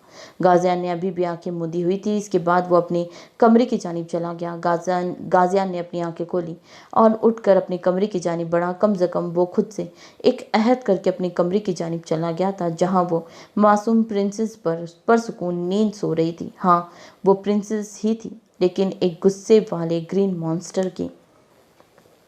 रूहा सुबह ही उठ गई थी और एक अच्छी बेटी बनने की नाकाम कोशिश कर रही थी। सुबह 7 बजे उठकर किचन में नाश्ता बनाने की नाकाम कोशिश कर रही थी, लेकिन वो नाश्ता कम बना रही थी। खुद से बातें और किचन को जंग का मैदान ज़रूर बना दिया था। मुंह पर भी जगह जगह आटा लगा हुआ था। साला, ये इतना पतला क्यों हो रहा है? वो खुद से बड़बड़ाई। एकदम मोबाइल में रिंग हुआ तो गुस्से से मुड़ी। किसी को मुसीबत पड़ी है? इतनी सुबह सुबह? इसके मुड़ते ही सारा जग जमीन पर दोष हुआ। वहाँ जो कमरे में ख्वाबे खरगोश के मज़े ले रही थी, कुछ टूटने की आवाज़ उसे हड़बड़ा कर उठी, लेकिन टाइम ज़्यादा नहीं था, इसीलिए बिल्ली समझकर भागने उठ गई। और आज सिद्दीकी साहब ने आना था, तो वो उठकर वॉशरूम की तरफ फ्रेश होने चली गई। फिर किचन में जाने लगी। वहाँ उसने पहले इस जग को देखा और इसके बाद गंदे संदे हाथों से मोबाइल उठाया और कान पे लगाया। कौन? टूपा है जिसको इस टाइम मौत पड़ रही है। अब दोबारा इस नंबर पर फ़ोन ही किया तो साले तेरे को मोबाइल के अंदर घुस के मारेगी। सामने वाली की सुने बगैर अपनी हाँक कर गुस्से से फ़ोन बंद कर दिया। और दूसरी जानिब बयान जो अपने दोस्त को फ़ोन मिला रहा था कि यूनी आजा, वो इस तरह से गुफ्तगू, वो भी एक लड़की की जानिब से गश खाने के दर पर था, लेकिन वापस कंधे उचका कर अपने दोस्त को फ़ोन मिलाने लगा। रूहा ने गुस्से में फ़ोन पटका और वापस आटे के हाथ से जद्दोजहद करने लगी। एक तो ये टोपा गूंदने में नहीं आ रहा है। साले के साथ ऐसा क्या करूं कि अम्मा की तरह गूंद जाए? मतलब कि जैसे वो इंच गूंदती है। अपनी अल्फाज ठीक किए फौजिया बेगम ने किचन में कदम रखा तो बेहोश होते होते बची, जहां उनकी एक लौती बेटी आटे से अड़ी हुई थी और नीचे जग टूटा हुआ था, जहां वो स्पीड मैन को मात देते हुए वहीं कांच में खड़ी आटा गूंदने में लगी हुई थी। शेल्फ पर जा बजा आटा गिरा हुआ था। रूहा, ये क्या है? इनकी सदमे से भरी हुई आवाज़ हलक से बमुश्किल ही बरामद हुई। वो मुड़ी तो फौजिया बेगम किचन के गेट पर मुंह पर हाथ रखकर शौक की कैफियत में खड़ी हुई थी। रात को किचन जिस हालत में था, अब उसकी कंडीशन निहायत ही बहुत ख़राब थी। अरे मातारी, तू काहे को इतनी जल्दी उठी है रे? अपन उठा देती तेरे को, वो बोलकर वापस आटे की तरफ मुतवज्जा हुई। रूहा, ये सब क्या है यार? क्या हो गया है तेरे को? ये आटा है और ये किचन है जिसमें अपन आटा गूंद रहा है, लेकिन देखो ये साला टोपा गूंदने में नहीं आ रहा। मैंने सोचा आज अपना सिद्दीकी साहब भी आ रहा है और तुम भी अपन से खफा थी, तो मैंने सोचा सबके लिए नाश्ता बनाती है, लेकिन साला ये टोपा गूंदने में नहीं आ रहा। उन्होंने गुस्से से उसे घुरा, लेकिन इसकी हालत देखकर इनको बेसाख्ता प्यार आया और इसको आटे के साथ इस तरह झुंझुलाते देख हंसी थी आई, जिसको कमाल महारत से छुपाते हुए अंदर दाखिल हुई और इसका हाथ पकड़कर साइड पर किया और खामोशी से पहले कांच साफ किया और इसकी तरफ देखा। ये मेरे जहेज का आखिरी जग था जिसका आज तुमने इंतकाल कर दिया, और आटे में इतना पानी कौन डालता है? अब साला मेरे को क्या मालूम कितना इंच पानी डालते हैं? इसने आंखें घुमा कर कहा। हाँ हाँ बेटा, तुम्हें तो सिर्फ यही मालूम होगा ना कि बाइक में कौन कौन सा तेल डालते हैं, कौन सा पेट्रोल, और कौन डालता है, किसको पीटना होता है, किसकी बैल बजा कर भगानी होती है, किसकी गाड़ी के टायर की हवा निकलनी होती है। अब इनके हाथ तेज तेज चल रहे थे और तंज के तीर भी। वो भी इनकी बेटी थी, एक कान से सुन रही थी, दूसरे से निकाल रही थी। जब तुम्हारी दूसरी घर शादी होगी फिर तुम्हें एहसास होगा कितने काम करने होते हैं। ये सब नहीं करना होता। इसकी हड्डी तोड़ी, इसकी हड्डी तोड़ो। अब इनकी कार्रवाई के साथ शादी और ससुराल का लेक्चर शुरू हो चुका था, इसीलिए इसने बाहर जाकर तैयार होने में ही आफियत जानी, क्योंकि इसको रेस्टोरेंट भी जाना था। जब तक सिद्दीकी साहब नहीं आ जाते इस पर काम का बहुत दबाव था। स्पेलिंग की इतनी मिस्टेक्स है ना, कुछ समझ ही नहीं आ रहा। और प्लस तो इतने दूसरे की भी इसमें जो बोल रहा है वो फर्स्ट वाला भी उसके साथ उसके ही बोला हुआ मिक्स है। सब मिक्स सब चल रहा है। मतलब कौन क्या बोल के जा रहा है और कौन क्या कर रहा है, कुछ समझ नहीं आ रहा है। बस पढ़े जा रही हूँ मैं। बस जहीं कहीं भी आपको भी समझ नहीं आ रहा तो इग्नोर कर दो आप भी। अयान किचन की तरफ आया जहां दाऊद सबके लिए स्पेशल नाश्ता बना रहा था। वो बहुत अच्छा कुक था, ऐसा कहना सिर्फ गाजियान का था जो वो इसके मुंह पर कहता था, लेकिन अयान इसके सामने इसको बेकार शेफ कहता था, लेकिन दिल में इसकी बहुत तारीफ करता था, इसीलिए खामोश रहा। और यही बेकार शेफ आज आपके किचन में देख रहे हैं। खैर तो है, आज क्यों हमारे मासूम मसालों की शामत आई हुई है। दाऊद चॉपिंग कर रहा था, एक चेहरे पर मुस्कुराहट आई और इसको जब्त करके पलटा। भाभी का आज पहला दिन है अपने ससुराल में, इनको स्पेशल फील कराना है, इसीलिए खुद नाश्ता बना रहा हूँ। चल अब तू आ गया है तो मेरी मदद करवा दे। नहीं भाई, एक्चुअली मैं पूरा रेडी शेडी हूँ यूं नहीं जाने के लिए, मेरा कपड़े और हेयर स्टाइल खराब हो जाएगा और ये सब आप ही करें। मैं तो भाभी के लिए बहुत स्पेशल चीज़ तैयार कर रखी है। इसने थोड़ा इतरा कर कहा, अच्छा क्या तैयार रखा है तूने? एक अच्छी सी चीज़, आपको क्यों बताऊं? अच्छा जो मर्जी कर, मुझे ज़रा ये नमक पकड़वा। इसे आके घुमा कर नमक इसको पकड़वा दिया। भाई आपको पता है सुबह मेरे साथ क्या हुआ? अयान शेल्फ पर चढ़कर बैठा। क्या? दाऊद ने मसरूफ़ अंदाज में पूछा। भाई सुबह मैंने मुदस्सिर को कॉल कर रहा था तो गलत नंबर डायल हो गया। आप यकीन नहीं करेंगे, सामने लड़की थी और पता है बिल्कुल टपोरी लैंग्वेज में बात कर रही थी। मेरी तो सुनी ही नहीं थी, खुद सुनाकर फ़ोन बंद कर दिया। अयान ने फ्रूट बॉक्स बास्केट से सेब उठाकर एक बाइट लेकर बताया। टपोरी लैंग्वेज मतलब? दाऊद ने वॉश बेसन में हाथ धोते हुए पूछा। यार वो नहीं होती, तेरे को नहीं पता, मेरे को पता है। ऐसी भाई, वो एक लड़की बोल रही थी। मैं तो गश खाने खाते बचा। दाऊद की आंखों के सामने रूहा का चेहरा लहराया तो खुद ही एक खूबसूरत मुस्कुराहट चेहरे पर आ गई। अयान ने मशकूक निगाहों से उसकी तरफ देखा। हंसा क्यों जा रहा है भाई जान? हयान ने इसको चिढ़ाया। शट अप, तू बोल इस तरह से रहा था कि मुझे हंसी आ गई। खैर अम्मा भी, इसने किचन के दरवाजे पर खड़े होकर अम्मा भी को आवाज़ दी।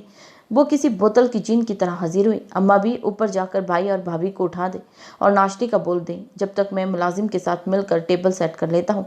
वो भी सर हिलाकर ऊपर चली गई ताकि गाजियान और हानम को उठा सके। चल अयान नीचे उतर और ये टेबल पर रखना स्टार्ट कर। यार भाई इतने सारे मुलाजिम हैं, मैं अयान दुर्रानी काम करते हुए अच्छा लगूंगा? इससे थोड़ा गुरूर से बोला। इनमें से ही किसी को बोल दे।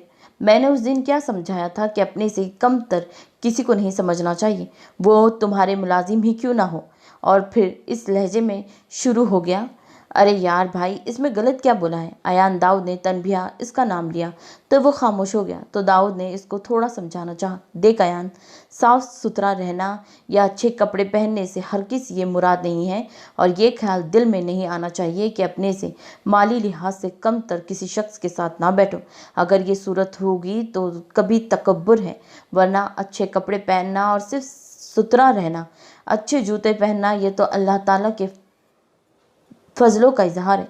और अगर तकब्बुर होगा तो तब फरमाया कि ऐसे शख्स के लिए फिर जन्नत के दरवाजे बंद है। इसीलिए मोमिन और दुनियादार में यही फ़र्क है कि वो साफ़ सुथरा रहता है, अच्छे कपड़े पहनता है, अच्छे जूते पहनता है, अपने घर को सजा कर रखता है, इसीलिए कि अल्लाह ताला को खूबसूरती पसंद है। यानी इसका ये ज़ाहरी खूबसूरती का इजहार भी अल्लाह ताला की खातिर है, इसकी खुशबंदी हासिल करने के लिए। और क्योंकि मोमिन का ये इजहार अल्लाह ताला की खुशबंदी हासिल करने के लिए है, इसीलिए गरीब आदमी के साथ माली लिहाज से अपने से कम भाई के साथ बैठना उठना, इस बात का लिहाज रखना, ये भी इसके लिए ऐसा ही है जैसा किसी मालदार शख्स के साथ उठना बैठना, इसका पास लिहाज करना। यह है इस्लामी तालीम कि तुम खुदा ताला के फैसलों और एहसानों का अपनी ज़ाहिरी रखा करो, इजहार भी करो, लेकिन इसकी दी हुई तालीम के मुताबिक इन गरीबों पर भी ख्याल रखो जो तुम्हें वक्त पर खाना देते हैं, वक्त से पहले तुम्हारे कपड़े धोकर रखते हैं, इस्त्री करते हैं।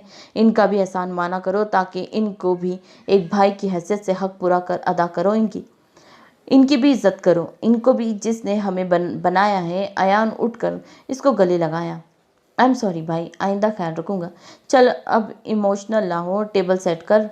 फिर दोनों ने मिलकर और एक मुलाजमा ने दोनों की हेल्प की और जल्दी जल्दी नाश्ता टेबल पर सेट किया। सिद्दीकी साहब का खुद का एक रेस्टोरेंट जिसका उन्होंने बहुत मेहनत से खड़ा किया था, जिसको वो अब इनकी बेटी रूहा संभाली थी। सिद्दीकी साहब जब से हैदराबाद गए थे तब से रूहा ही रेस्टोरेंट का सारा काम इसके सर आ गया था, जिससे वो काफ़ी झुंझला रही थी। इसने रेस्टोरेंट में इंटर हुई तो रेस्टोरेंट में एक जंग का मैदान चल रहा था। दो लड़कों में लड़ाई हो रही थी। एक लड़के को तो 3 लड़कों ने पकड़ रखा हुआ था, एक को 2 लड़कों ने पकड़ा हुआ था और सही गालम गलोज हो रही थी। पहले तो इन सबको माथे पर बल डाले देखती रही, फिर एकदम चीखी, चुप कर जाओ सारे, क्या पानीपत का मैदान लगाए रखा है तुम सबको लड़ने के वास्ते? मेरे इसी होटल मिला है और तुम अपनी अपनी आइटम के साथ मजा कर क्या कुत्ते की तरह लड़ रहा है? खाली फुकट में शोर डाला हुआ है। रूहा बाजी, आपको पता है ना ये मेरी सीट है, मैं रोज आता हूँ यहाँ। ये पता नहीं कौन है, मेरी मंगेतर को भी छेड़ रहा है और हमारी सीट पर भी बैठ गया है। रूहा की तेवरी चढ़ी। क्या है शाने, तू अपन के होटल में लड़की छेड़ रहा है? ऐसा कंटाप मारूंगी कि उड़ता हुआ बराबर वाले पंक्चर की दुकान पर गिरेगा। रूहा बाजी, मैंने इसको मंगेतर को नहीं चढ़ा, मैंने बस इतना कहा कि पहले मैं यहाँ बैठ गया हूँ, तुम कहीं और बैठ जाओ। तो इसकी मंगेतर ने थप्पड़ मार दिया। इसे अबरू उठाई। क्या बोल रहा है ये? तेरी आइटम ने इसको थप्पड़ क्यों मारा? इसने मुझे कंधे पर टच किया था। झूठ बोल रही है ये, मैं एक शरीफ लड़का हूँ, मेरे घर में भी माँ बहन है। फजूल में इल्ज़ाम लगा रही है। बकवास मत करो, तुमने किया था टच। चुप करो दोनों, तू वहाँ बैठ और तू यहाँ जो खाना है खाओ और दूसरे लोगों को परेशान मत करो और अपने अपने घर जाओ। मेरा होटल खाने पीने के लिए अखाड़ा नहीं है और कहीं और जाकर मगजमारी करो।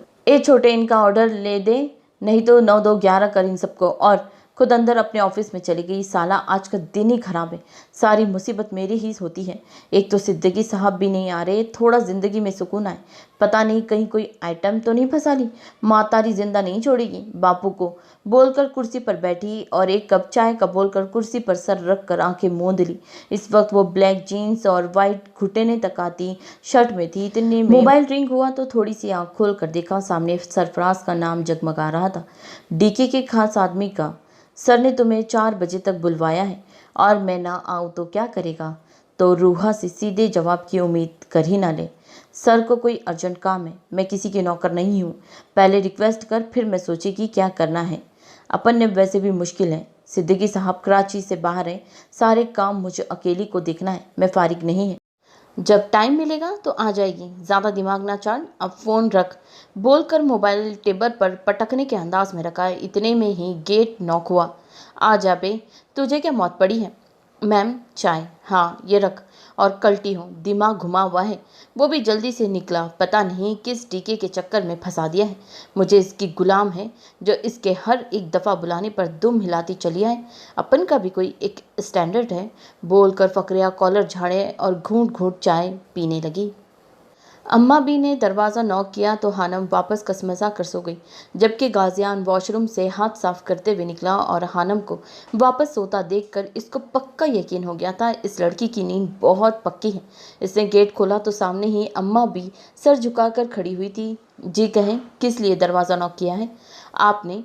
जी गाजियान बेटा, दाऊद बेटे ने कहा है आपको और दुल्हन बेगम को उठा दूँ। नाश्ता टेबल पर लग गया है, आप दोनों आ जाएं नीचे। उन्होंने वो बोलकर वापस सर झुका लिया। नाश्ता दाऊद ने बनाया है? जी साहब। हम आप जाएं, हम 10 मिनट में आ रहे हैं। वो बोलकर पलटा तो हानम भी आंखें मसल रही थी।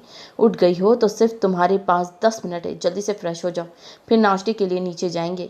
हानम ने आंखें खोलकर नासमझी से उसकी जानिब देखा, फिर इसके दिमाग बेदार होने लगा तो कल की सारी कार्रवाई आंखों के सामने किसी फिल्म की तरह घूमने लगी। और जैसे ही उसका थप्पड़ याद आया, हाथ बेसाख्ता गाल पर गया और निगाह उसके हाथ पर जहाँ अब पट्टी थी। मैंने क्या बोला है, आवाज़ आ रही है तुम्हें? इसकी भारी आवाज़ कमरे में गूंजी तो दिल एकदम तेज़ रफ्तार से धड़का और आंखें बेइख्तियार नीचे झुकी। जाओ और जल्दी से 10 मिनट में फ्रेश होकर बाहर आओ, जल्दी करो, नीचे नाश्ता ठंडा हो रहा होगा। वो भी जल्दी से बेड से उतरने लगी। जल्दी जल्दी में कंफर्टर में पाँव अटका। अभी वो ज़मीन दोष होती इससे पहले ही एक मजबूत हाथ ने उसे पकड़ा बाजू और दिल इतनी ज़ोर से धड़का। इसने दूसरा हाथ बेइख्तियार अपने दिल के मुकाम पर रखा और जो चोर निगाहों से उसकी जानिब देखकर हाथ जल्दी से नीचे कर लिया। इसको सीधा खड़ा किया आराम से और जल्दी फ्रेश हो जाओ, फिर तुम्हें तुम्हारे घर छोड़ दूंगा। हानम को सुनने में कुछ गलत लगा तो दोबारा पूछा, आप क्या बोल रहे हैं? हानम जो खामोशी से वॉशरूम में जा रही थी इसकी आखिरी बात पर पलटी। हम मेरे घर जाएंगे? तुम्हारे घर छोड़ने जाऊंगा। अब जल्दी करो। इसे बोला तो हानम को तो मानो नई जिंदगी मिल गई। वो जल्दी से वॉशरूम में गई और तकरीबन 10 मिनट के बाद बाहर आई और वो अभी भी अपने कॉलेज यूनिफॉर्म और रेड दुपट्टे में ही थी जो निकाह के वक्त अम्मा बी ने इसको उड़ाया था। चले, मैं तैयार हूँ। दुपट्टे का पल्लू अच्छी तरह सर पर जमाते हुए कहा। गाजियान को वो कोई स्कूल की स्टूडेंट लगी। कौन सी क्लास में हो? गाजियान ने खड़े होते हुए पूछा। मैं ग्रेजुएशन के फर्स्ट ईयर में हूँ, इसने बिना अटके कहा तो गाजियान ने एब्रू उठाई। चलो नीचे चलते हैं। वो दोनों नीचे आए तो अयान और दाऊद एक साइड कुर्सियों पर बैठे हुए थे। इन दोनों को देखकर दोनों अदब से खड़े हो गए। अस्सलाम वालेकुम। दाऊद ने सबसे पहले सलाम किया और अपना तारुफ करवाने लगा। भाभी, मैं आपका बड़ा देवर और एक अच्छा डॉक्टर भी हूँ। वैसे तो आप मुझसे उम्र में काफ़ी छोटी है, लेकिन रिश्ते में आप मुझसे बड़ी हैं, इसीलिए एहतराम आपको भी भाभी बोल रहा हूँ। और अभी वो अपना जुमला मुकम्मल करता अयान भागता हुआ इन दोनों के बीच में कूदा। वेलकम होम भाभी। अयान भाग कर हानम के सामने आया। वो इतनी तेज़ी से आया था कि हानम डर कर एक कदम पीछे हुई। मुझे अयान कहते हैं भाभी, मैं आपका छोटा देवर हूँ। है तो आप मुझसे भी उम्र में काफ़ी छोटी, लेकिन जैसे दाऊद भाई ने कहा है, रिश्ते में आप बहुत बड़ी है, इसीलिए आपकी रिस्पेक्ट करना हमारा फ़र्ज़ है। और बोलकर उसके सामने सर झुकाया। हानम नासमझी से देखने लगी तो गाजियान ने उसका हाथ पकड़कर उसके सर पर रखा तो वो पीछे हुआ और हानम ने जल्दी से हाथ छुड़वाया। बैठो। गाजियान सरबराही कुर्सी पर बैठा और हानम को अपने बराबर वाली कुर्सी पर बैठने को कहा और इनको भी इशारा किया। भाभी, आप ये पराठा ट्राई करें, ये मैंने बनाया है। दाऊद ने पराठा उठाकर हानम की तरफ बढ़ाया तो इसने झिझकते हुए ले लिया। हानम आराम आराम से खाने लगी और थोड़ी थोड़ी देर बाद अयान और दाऊद को कुछ ना कुछ उठाकर इसको देते, जिनका वो बिल्कुल मना नहीं करती थी लेकिन खाती भी नहीं थी। लेकर साइड पर रख लेती और एक बाइट ले लेती। भाभी बताएं, कैसा लगा आपको मेरे नाश्ता? दाऊद ने फकर से पूछा। एकदम बकवास। अयान ने प्लेट पर निगाहें करके बोला तो दाऊद ने नीचे से इसके पाँव पर अपना पाँव मारा। वो एकदम उछलकर सीधा हुआ। नहीं भाई, अच्छा है सब। हानम ने थोड़ा सा घबरा कर कहा। नाश्ता बहुत मज़े का था, इसको ये दोनों बहुत अच्छे लगे थे। गाजियान से तो वो बहुत अच्छे, जबकि इन सब में गाजियान एकदम चुप सा था। थैंक्स भाभी ने दाऊद ने अदब से कहा। भाभी, दैट्स नॉट फेयर। आप भाई की टीम में हो गई है। कर दिया ना आपने भी मेरे साथ पराया धन वाला सलूक। अयान ने थोड़ा सा खफा होते हुए कहा। हानम ने परेशानी से गाजियान की जानिब देखा, लेकिन वो तो सबको इग्नोर किए नाश्ता करने में मगन था। ऐसा महसूस हो रहा था इससे ज़्यादा इम्पोर्टेंट कुछ है ही नहीं। फिर इसने अयान की जानिब देखा जो दोनों हाथ बांधने मुंह पर बाहर की जानिब कर लिया था और मुंह ही फुला लिया था। नहीं भाई, ऐसी बात नहीं है, खाना अच्छा है, इसीलिए बोला आप भी खा कर देखें। हानम ने मासूमियत से कहा और अपनी प्लेट उठाकर अयान की तरफ बढ़ाई। भाभी, आप खाई, ये आपसे मजाक कर रहा है। दाऊद ने अयान को घूरा और हानम को प्यार से कहा तो वो जी भाई बोलकर अपनी प्लेट में झुक गई और बाकी का खाना खामोशी से खाया गया। चले, मैं चलता हूँ, रात में भाभी आपसे तफसीली मुलाकात करेंगे। मेरी एक अस्पताल के स्टाफ के साथ इंपॉर्टेंट मीटिंग है। खुदा हाफिज़। वो बोलकर चला गया। हानम बताना लगी कि वो तो जा रही है, लेकिन चुप कर गई। भाभी, मैं भी चलता हूँ, यूनी के लिए देर हो रही है। भाभी, मुझसे रात को नहीं, दोपहर में ही मुलाकात हो जाएगी। जब तक के लिए खुदा हाफिज़। 2 उंगलियां माथे पर ले जाकर अल्लाह हाफिज़ बोला और चला गया। अब हानम मुकम्मल तौर पर गाजियान की तरफ मुड़ी। हम कब तक चलेंगे? इसने आंखें टपटपा कर कहा। गाजियान ने उसकी जानिब देखा और अपनी प्लेट आगे खसका दी। मेरा हो गया है, तुम्हारा नाम क्या है? इसने खड़े होते हुए पूछा। इसने हैरानगी से उसकी जानिब देखा। इसको उसका नाम भी याद नहीं। फिर ये सब सोचकर चुप हो गई। नाम तो इसको भी याद नहीं है इसका। हानिया, और मेरे घर वाले और दोस्त हानम बोलते हैं। इसने चहक कर बताया। इसको अभी इससे डर नहीं लग रहा था क्योंकि वो इसको घर लेकर जा रहा था। चलो। बड़े बड़े कदम उठाकर बाहर की जानिब चला गया। हानम भी तकरीबन भागते हुए इसके पीछे लपकी। इसको देखते ही गार्ड्स ने दरवाज़ा खोल दिया, लेकिन वो बैठा नहीं। हानम का वेट करने लगा। जब वो आई तो खुद वो दरवाज़ा खोला, बैठो, और फिर खुद भी बैठ गया और खादम को गाड़ी आगे चलाने का इशारा किया। गाड़ी दरवाजे के पास रुकी तो हानम कदरे भागते हुए दरवाजे तक गई। गाजियान ने तासिफ से देखा। दरवाजे पर बेल देती, कभी तेज तेज आवाज़ बजाती और पीछे भी मुड़ कर देख लेती। गाजियान भी गाड़ी से निकलकर टेक लगाकर खड़ा हो गया और गार्ड इसकी गाड़ी के आगे पीछे खड़े हो गया। अंदर से खावन मुल्क ने गेट खोला और हानम भाग कर इनके गले लगी। बाबा, आप कहाँ थे? बाबा 1 मिनट के लिए वो बिल्कुल स्टील हो गए, लेकिन जैसे सामने निगाह उठी और गाजियान को देखा तो इनकी आंखों में गुस्से की ज्यादती से खून छलकने लगा। वो एकदम हानम को खुद से दूर किया। हानम की आवाज़ सुनकर रुबीना बेगम बाहर आ गई। उन्होंने अपनी दरशकी के साथ इसको दूर किया था कि वो मुंह के बल गाजियान के कदमों की जानिब गिरी। गाजियान के माथे पर बेशुमार बल पड़े। इसने झुककर हानम को उठाया। क्यों आई हो यहाँ? मुंह काला करवा कर हानम ने बेयकीनी से अपने बाप की जानिब देखा। रुबीना बेगम ने भी साकित निगाहों से देखा। हानम एक बार दोबारा इनकी जानिब पड़ी। बाबा मैंने कुछ अभी वो अपना फकरा मुकम्मल करती उन्होंने जन्नाटेदार थप्पड़ रसीद किया। हानम एक बार फिर मुंह के बल गिरती, लेकिन गाजियान ने सरत से अपने मजबूत बाजों से थामा। हानम ने जख्मी नज़रों से इनकी तरफ देखा। क्या कुछ नहीं था इन आंखों में, दर्द, शिकवा, तकलीफ। गाजियान ने अपनी आंखें फौरन चुराई। रुबीना बेगम एकदम चीखी, क्या हो गया है? खावर बेटी है वो हमारी, क्यों मोहल्ले के सामने तमाशा लगा रहे? तो इससे बोलो दफ़ा हो जाए। गाजियान सिर्फ अपनी ग्रीन आंखों से खावर मुल्क को घूर रहा था और हानम बिल्कुल इसके सहारे पर खड़ी बिलक बिलक कर रो रही थी। एक बार फिर वो अपनी माँ की तरफ बढ़ने लगी। मम्मा मैंने कुछ नहीं किया। वह आगे बढ़ती, लेकिन गाजियान ने इस बार इसको इनकी जानिब एक कदम भी नहीं बढ़ने दिया और एकदम अपनी सर्द आवाज़ में इनसे मुखातिब हुआ। आपकी बेटी ने वाकई कुछ नहीं किया था खावर मुल्क, लेकिन तुम हमेशा की तरह आज भी नाशुक्रापना किया और अब बेटी पर हाथ आते आते ठुकरा दी।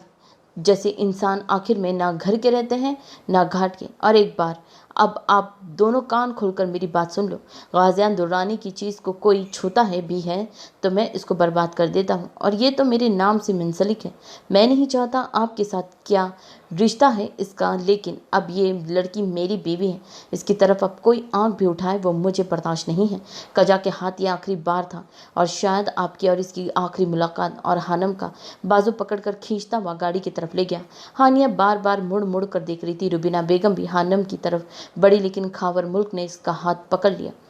खून खोल रहा था, कितने हक से वो इसे वापस लेके आता। हानम गाड़ी में बैठकर शीशा बजा रही थी, लेकिन इसने इसकी कलाई भी थाम ली और इसकी तरफ गुस्से से देखा तो वो एकदम खामोश हो गई।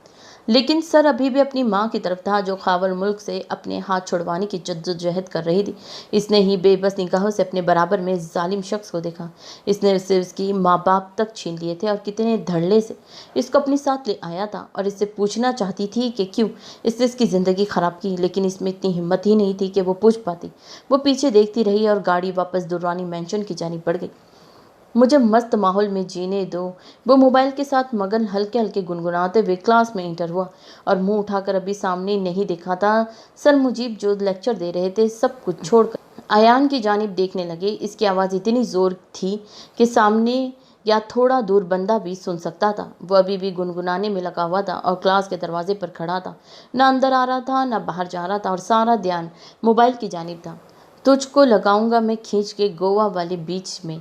सर मुजीब के माथे पर बेशुमार बल पड़े और वहीं से चीखें, मिस्टर अयान होश में आए, नहीं तो आपको मैं ही क्लासरूम में लगाऊंगा। इनकी आवाज़ से वो इतना बुरा चौंका मोबाइल में हाथ से छूट गया और सर उठाकर देखा तो क्लास चल रही थी और वहीं अपनी घड़ी की तरफ देखा तो 8 बज रहे थे। तो इतनी जल्दी क्लासेस कैसे स्टार्ट हो गई?